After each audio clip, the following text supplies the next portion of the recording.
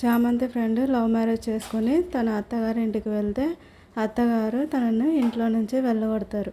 ఈ పెళ్లి చెల్లదు అని. దాంతో తను ఆత్మహత్య చేసుకోవడానికి ప్రయత్నిస్తుంది. అప్పుడే చామంతికి ఈ విషయం తెలుస్తుంది. వెంటనే తన దగ్గరకు వెళ్ళి విషయం కనుక్కుంటుంది. జరిగింది ఇది అని తన ఫ్రెండ్ చెప్పడంతో వెంటనే ఆ పెళ్ళికొడుకు వాళ్ళ నాన్నకి నోటీసులు పంపిస్తారు.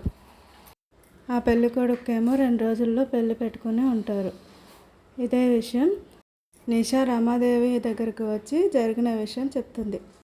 చామంతి రేపు కోర్టుకు వచ్చి సాక్ష్యం చెప్పకపోతే నేనే తనని ఒప్పించి ఈ కేసు నుంచి తప్పిస్తానని చెప్తూ ఉంటుంది. కానీ చామంతి జరిగిన విషయాన్ని చెప్పడానికి ప్రయత్నిస్తూ ఉంటుంది. అప్పుడే ప్రేమ్ కూడా చామంతి చేసింది కరెక్టేనని కోర్టుకు వచ్చి వాదించి గెలుచు అని నిషాతో గట్టిగా మాట్లాడతాడు.